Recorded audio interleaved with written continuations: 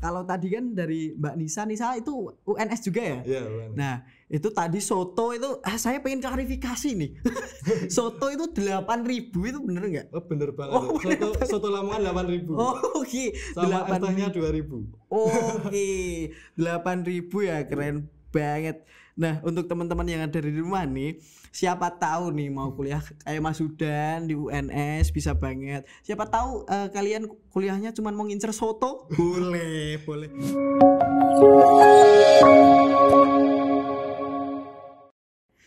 Halo teman-teman semuanya, selamat datang kembali di Gojek Expo Crash 5 bersama saya Rizky Yudastiana. Dan perlu diketahui lagi oleh teman-teman semuanya bahwasanya Gojek Expo Crash 5 ini merupakan event yang diselenggarakan oleh alumni Widyatama untuk teman-teman yang sedang berjuang di SBMPTN ataupun SNMPTN seperti itu. Dan pada kesempatan kali ini kita sudah kehadiran narasumber yang sangat-sangat membagongkan, sangat-sangat hebat. Di sini ada siapa nih? Perkenalan dulu dong. Ya, kenalin, namaku Yuhi Hudan, biasa dipanggil Hudan, asalnya dari Playen Gunung Kidul, tapi menetapnya sekarang sudah di Solo karena kuliah di UNS. Oke, sekarang menetapnya sudah di Solo ya. Solo, ya. Tadi namanya Hudan. Ya. Hudannya neng jebo, terusnya neng pipi ya. Oh, enggak. Bukan itu ya. Beda lagi ya. Oke. Beda. Oke. Aku manggilnya Mas Hudan ya. Ya. Oke, Mas Hudan. Kesibukannya apa nih sekarang? Kalau sekarang kesibukannya sih mungkin hanya di himpunan saja ya, karena kan bulan ini itu libur. Oke. Kuliahnya terus dari kemarin kan join di BMFP sama himpunan, dan di bulan Desember ini tuh udah kayak udah demis, sudah purna gitu. Oke. Dan kemarin di Mubes kemarin kan diamanai sebagai ketua himpunan mahasiswa penyuluhan dan komunikasi pertanian, sehingga hanya fokus di satu organisasi itu saja untuk kedepannya. Oke, jadi belum lama ini udah kepilih jadi Kahima ya? Iya. Oke, tapi sebelum itu biar kita bicaranya tambah enak, ini kita lepas masker dulu dong, oke? Lepas masker dulu ya. Kita aman ya di sini, aman semuanya. Sudah vaksin ya? Sudah vaksin. 4 kali ya? Oh iya. 15 kali. Enggak, dapat piring cantik nanti. Oke. Aku pengen tanya nih, Mas Hudan ini siapa tahu teman-teman yang ada di rumah ini kan pengen tahu gitu kan, Mas Hudan ini kuliahnya di UNS jurusan apa gitu, karena mungkin teman-teman yang ada di rumah tadi kurang menangkap atau gimana gitu. Nah, boleh dijelaskan lagi kuliahnya jurusan apa di UNS gitu. Jadi di UNS ini aku mengambil jurusan S1 Penyuluhan dan Komunikasi Pertanian di Fakultas Pertanian UNS. Nah, sebenarnya di prodi itu aku nggak pernah kepikiran buat masuk prodi ini. Oke. Karena dulu itu aku pengennya cuma pendidikan matematika sampai pendidikan matematika.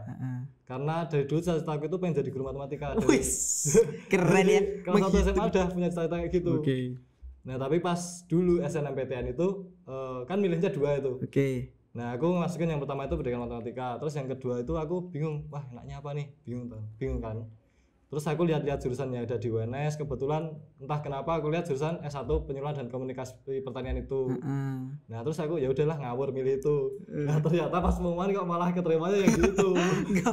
Enggak apa-apa. Siapa tahu itu emang udah rezekinya Mas Hudan atau jalan yang sudah dipilihkan oleh Tuhan. Nah, kan kita juga nggak tahu ya kan. Siapa tahu malah jurusan yang dipilih Mas Hudan sekarang ini bisa membawa Mas Hudan ke depannya lebih hebat lagi gitu. Amin. Tadi kan Mas Hudan bilang kalau pengen jadi guru matematika ya. Mas Hudan pernah daftar di mana aja kira-kira? Pernah nyoba daftar di mana aja? Saya cuma nyoba daftar di UNS saja, baru sekali di SNM itu yang pendidikan matematika. Terus kan keterimanya di pilihan kedua, jadi udah nggak bisa SBM. Oke. Mau mandiri juga biayanya. Oh iya, biayanya ya. Oke. Mungkin Mas Hudan punya pikiran, kan pengennya ke pendidikan matematika ya, pengen jadi guru matematika. Pernah kepikiran tahun depan coba lagi nggak ya, gitu nggak? Oh, kepikiran itu. Kepikiran sampai kemarin akhir semester 1 saya sudah kayak menyiapkan buku-buku buat UTBK lagi gitu. Tapi ternyata ada aturan baru dari LTMPT. Itu yang SNMPTN tahun ini sama 2 tahun sebelumnya itu udah nggak bisa nyoba UTBK lagi. Oh, itu kira-kira kenapa? Kalau itu saya kurang tahu, itu aturan dari pusat LTMPT. Oh, aku juga baru tahu sih soalnya itu. Aku kira angkatan kita itu kan 2 tahun ya?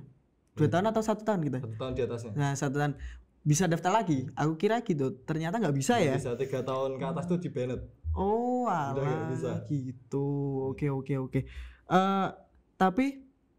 Tapi sebelumnya Mas Hudan ini mau daftar ke jadi guru matematika atau daftar ke jurusannya Mas Hudan sekarang ini itu dapat arahan atau tentangan dari orang tua nggak sebelumnya?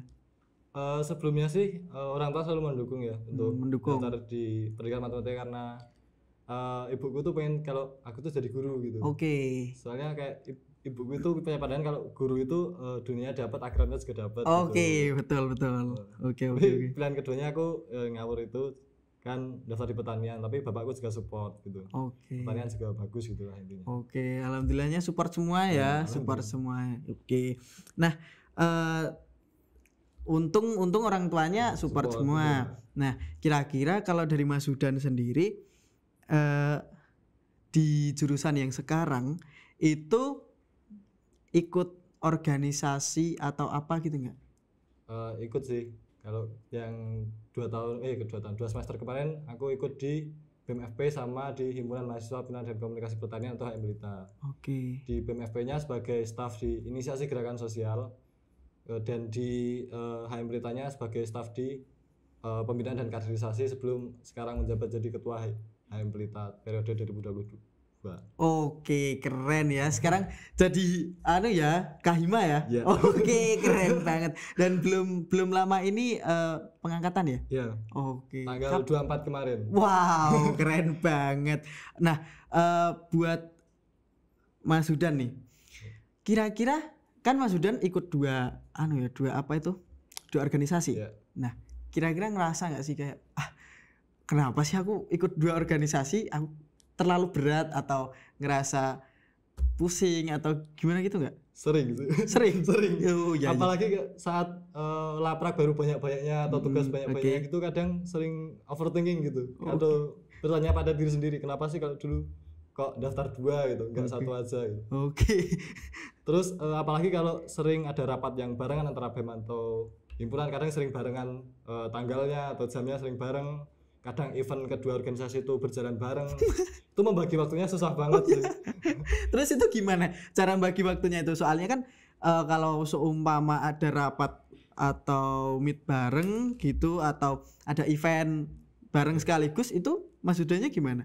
Kalau pas online ini alhamdulillahnya kan bisa double device nih. Satu pakai laptop, satu pakai HP. Benar. Nah, tapi kalau pas kepasan offline itu pakai kayak skala prioritas gitu. Mana yang lebih penting, mana yang lebih mendesak gitu.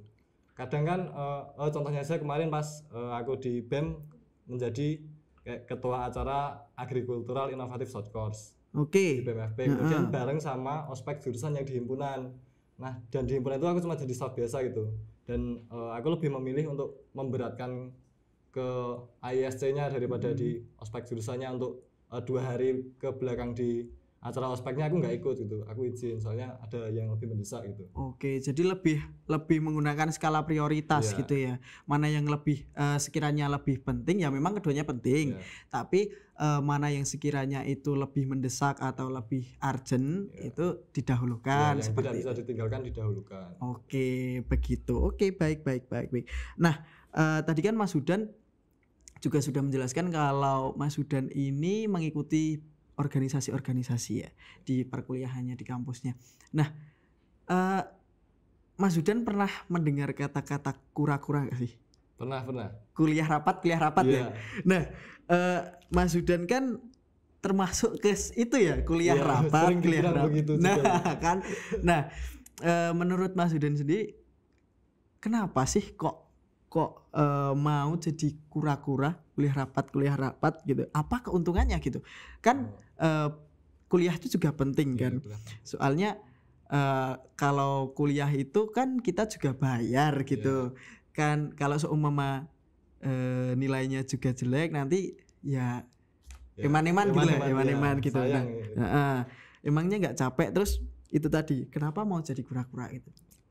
Dulu sebenarnya tuh aku sama sekali nggak ada pikiran buat join 2 organisasi sekaligus, apalagi satu juga sebenarnya nggak kepikiran sama sekali buat join organisasi. Tapi waktu bulan-bulan oprek itu sering diajakin lah sama kating-kating itu di chat gitu Oke. buat ikut join di himpunan atau di BEM gitu.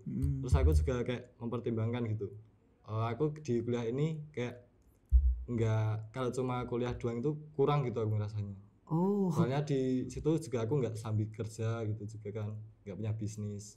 Nah terus aku pengennya kuliah mengisi tuh nggak, waktu luang gitu ya. iya, ngisi waktu luang sekaligus biar produktif gitu, Iya. nggak cuma kuliah terus pulang tidur gitu, Oke. sambil kayak menambah skill-skill yang mungkin tidak didapatkan di ruang kelas. Oke, seperti itu. Nah, buat teman-teman semuanya, nah itu dia ya dari Mas Hudan, soalnya banyak dari teman-teman semuanya yang memang mungkin bertanya-tanya ya, kenapa kok mau jadi mahasiswa kura-kura, kuliah rapat, emangnya nggak capek? Nah, tadi Mas Hudan juga sudah menjawab bahwasanya nggak apa-apa ya Mas, jadi mahasiswa yang kuliah kura-kura itu nggak apa-apa. Apa-apa. Kalau selagi itu positif, selagi itu memberikan manfaat untuk kita, manfaatnya seperti yang sudah dijelaskan oleh Mas Hudan tadi, bahwasanya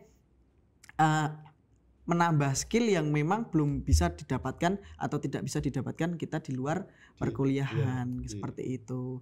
Nah, tadi kan Mas Hudan juga sudah membahas mengenai tadi yang mana yang lebih urgent, yang mana yang lebih prioritas, seperti itu.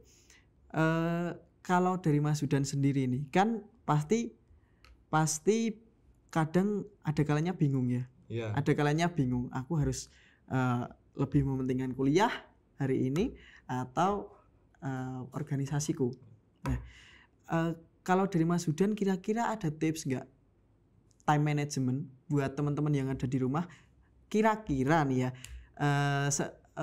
mungkin itu ada teman-teman yang ada di rumah itu juga ikut organisasi, terus tapi masih kurang time manajemennya gitu. Kira-kira dari Mas Hudan ini ada nggak? Soalnya biar teman-teman di rumah juga tahu gitu. Ya, untuk manajemen waktu dari aku sendiri sih, aku lebih mementingkan yang pertama itu kuliah dulu daripada organisasi, karena kita kan sebagai mahasiswa mau tidak mau utamanya kita itu kan belajar, menuntut ilmu di perkuliahan, baru yang udah itu organisasi. Nah di situ aku berusaha secepat mungkin menyelesaikan tugas-tugas, kemudian laporan praktikum dan sebagainya itu. Harus saat itu kelar aku langsung ngebut di organisasinya. Misal ada rapat gitu kan, aku selalu menyelesaikan laporan praktikum atau tugas-tugasku sebelum rapat, biar pas rapat itu masih nggak kepikiran tugas-tugas terus gitu kan, jadi nggak fokus kalau kayak gitu. Oke. Nah itu dia teman-teman, ada tips dari Mas Hudan bahwasanya untuk time management itu yang terpenting nomor satu ya tetap kuliah ya Mas. Tetap kuliah. Jadi kalau dari Mas Hudan tadi itu kuliah dulu, terus tugas-tugasnya diselesain semuanya dulu, sebisa mungkin semuanya diselesaikan. Kalau sudah baru organisasi, fokus organisasi, biar organisasinya juga bisa fokus tidak terganggu, nggak keganggu gitu ya. Nah kira-kira kalau dari Mas Hudan sendiri nih, kan kuliahnya di UNS ya, UNS. Oke. Kalau tadi kan teman-teman ada juga yang dari UNS, dan kata-kata dari mereka itu murah-murah biaya hidupnya. Oh iya ya. Nah itu kan dari pandangan cewek ya. Kalau cewek sama laki-laki kan beda ya biaya hidupnya, tapi beda ya. Nah kalau dari Mas Hudan sendiri untuk biaya hidup di sana, menurut Mas Hudan pas di kantong nggak, atau wah lebih murah nih, atau gimana? Kalau dari aku sendiri sih lebih murah sih. Lebih murah. Kayak contohnya saya, aku dapat kos setahun itu cuma 3,8 juta. Setahun. Ya, terus makan sehari paling makan 2 kali 20.000 cukup. Makan minum. Oh, berarti Dua kali. 10.000 ya? Ya per makan minum 10.000 itu dapat. Oke. Kalau biasanya kan mahasiswa sarapan sama makan siang dirangkap. Iya, betul. Jarang sarapan pagi, jarang banget. Betul, jarang banget. Apalagi kalau mahasiswanya suka bangun kesiangan. Iya. Iya. Malamnya lemburan, bangun kesiangan. Iya, sudah biasa. Seperti itu sudah biasa. Kalau tadi kan dari Mbak Nisa itu UNS juga ya? Iya, UNS. Nah, itu tadi soto itu saya pengen klarifikasi nih. Soto itu 8.000 itu bener nggak? Oh, bener banget. Soto Lamongan 8.000. Oh, oke. Sama es tehnya 2.000. Oke. 8.000 ya, keren banget. Nah, untuk teman-teman yang ada di rumah nih, siapa tahu nih mau kuliah kayak Mas Sudan di UNS bisa banget. Siapa tahu kalian kuliahnya cuma mau ngincer soto, boleh. Atau kalian mau ngincer jadi kahima kayak Mas Sudan, boleh banget juga. Nah, selanjutnya nih Mas Sudan. Mas Sudan kan udah kepilih jadi kahima ya. Yeah. Mas Sudan tahu nggak informasi mengenai KIPK? Harusnya tahu dong, karena kan kahima ya kan. Nah, kalau dari Mas Sudan sendiri, informasi dari KIPK itu gimana? Kebetulan juga tahun ini aku sebagai pendamping daerah anak-anak KIP kuliah yang dari DIY yang kuliah di UNS. Jadi kurang lebih tahulah bagaimana sistem KIPK, bagaimana cara daftarnya, syaratnya apa aja, kurang lebih aku tahu. Dan itu kita dapat daftar secara mandiri di web KIP kuliah, nanti bisa di search di Google aja.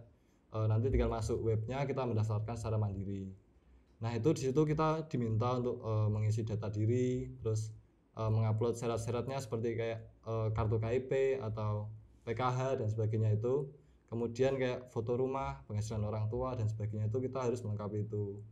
Nah, kemudian ketika semuanya itu udah lengkap, nah nanti kita daftar nih di SNM, SBM atau dan sebagainya itu. Yeah. Nah, nanti otomatis sudah sinkron antara LTMPT dan web KIP kuliah itu. Kalau kita sudah masuk keterima di kampusnya, nanti itu sudah kampus yang menyeleksi, entah itu mau wawancara atau kunjungan rumah dan sebagainya, nanti itu udah hak dari kampus buat menyeleksi. Dan itu nanti kita udah free UKT, nggak bayar UKT sama sekali sampai 8 semester. 8 semester ya? 8 semester ya, nggak bayar UKT sama sekali. Kemudian mendapat living cost juga, uang biaya hidup. Berapa tuh kira-kira Mas? Itu setiap daerah beda-beda. Setiap daerah beda-beda. Dari yang sebulannya 700 sampai yang 1.200.000 per bulan. Oke. Jadi buat teman-teman semuanya, itu dia informasi dari Mas Sudan bahwasanya kalau mau mendaftar KIPK bisa ya Mas? Bisa melalui website KIPK gitu ya. Dan nanti teman-teman tinggal memasukkan data diri, terus PKH, foto rumah dan lain-lain. Nanti langsung akan diolah oleh LTMPT. Iya, nanti otomatis sinkron kalau. Iya, langsung sinkron. LTMPT sama KIP. Betul. Nah, tadi kan kita juga sudah berbicara mengenai bagaimana Mas Sudan ini masuk ke jalur apa tadi? SBM ya? SNM. SNM melalui masuk ke apa jurusan apa tadi? Penyuluhan. Panjang banget ya. jadi lupa ngapalinnya teman-teman.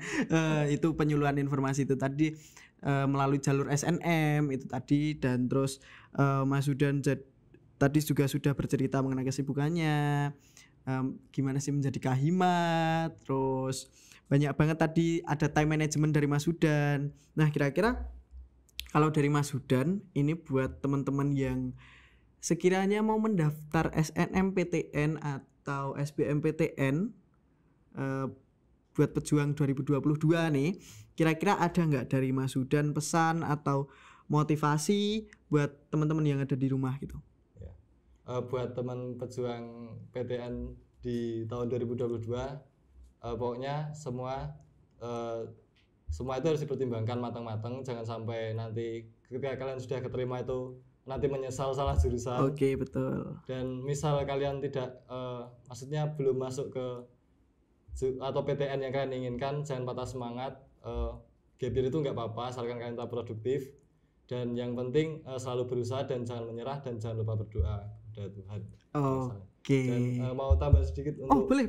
Untuk maba-maba yang sudah masuk ke kampus dan ingin masuk ke organisasi, coba dipertimbangkan lagi sesuai dengan minat dan bakat kalian. Jika kalian suka politik, ikutlah BEM. Jika kalian suka acara-acara atau event-event, ikutlah himpunan. Ketika kalian suka olahraga, ikutlah UKM-UKM yang olahraga gitu. Ketika kalian mencoba atau join di semua organisasi, nanti kemungkinan besar kalian akan repot sendiri. Iya, betul. Kebanyakan maba-maba itu pengen mencoba-coba dulu semua. Iya, betul. Gitu. Jadi kalau bisa malah jangan coba-coba dulu ya. Jangan coba-coba, mending tanya sama orang yang sudah berkecimpung langsung terlebih dahulu seperti itu. Dan itu dia teman-teman semuanya dari Mas Hudan, motivasinya sama pesannya tadi. Kalau kalian itu pengen masuk ke dunia perkuliahan atau jenjang perkuliahan, itu pertimbangkan matang-matang terlebih dahulu, jangan sampai kalau sudah masuk malah menyesal gitu ya. Dan jangan patah semangat karena gap year itu nggak apa-apa ya, nggak apa-apa. Gap year itu bukan sebuah aib kok, bukan sebuah aib. Banyak orang yang gap year tapi sukses. Betul, gap year itu nggak apa-apa. Banyak orang yang gap year itu juga sukses gitu. Dan satu pesan lagi dari Mas Hudan tadi bahwasanya kalian kalau mau ikut organisasi buat mahasiswa baru itu boleh banget, tapi pertimbangkan dengan matang-matang. Kalau ingin yang lebih mengarah ke politik bisa ikut BEM. Kalau untuk event-event atau acara-acara kalian bisa ikut ke himpunan.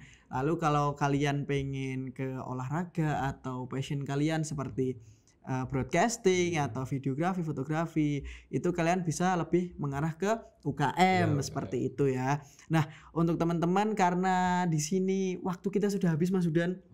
Udah habis, sayang sekali. Tanduk. Enggak ya. Bukan warkop ya. Enggak ya. Karena waktu kita sudah habis teman-teman yang ada di rumah. Jadi terima kasih sudah menyaksikan perbincangan kita bersama Mas Hudan, dan terima kasih juga Mas Hudan sudah mau menjadi narasumber yang hebat kali ini. Dan untuk teman-teman Gojek Expo yang ada di rumah, masih ada satu lagi narasumber hebat kita, jadi tetap stay tune terus di event Widya Tama, dan dadah.